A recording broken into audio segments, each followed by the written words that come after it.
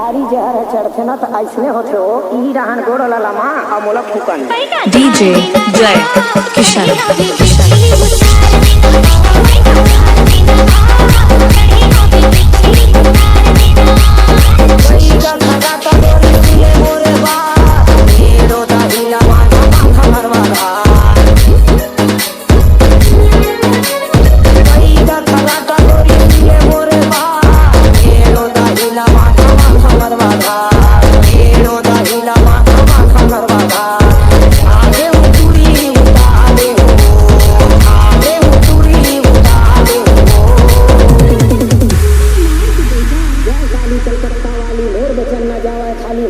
मोर गुरु फूके उतर जावे झारी झारी ले नोनी अपने झाड़ फूक दे सर ले उतर जइयो ते फिकर चिंता झन करवो पैका झाड़ देना गा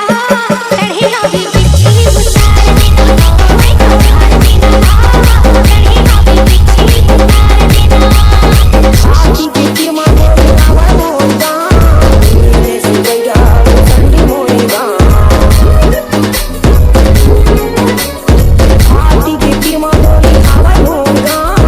मेरे सिंगैया ठंडी मोरेगा मेरे सिंगैया ठंडी मोरेगा आते उतुरी उतारे आते उतुरी उतारे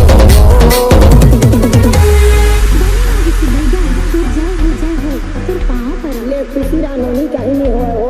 काहे सबके फूके आहरा जहरा और लोधी फूके कहरा के हो लोधी फूके ना तो बने गहरिया फूके और कोनो बतावे कहूं भूख पर ढली ना तो भूसंडी रेंगे रेंगे दिनेश घर आवे हो डीजे जय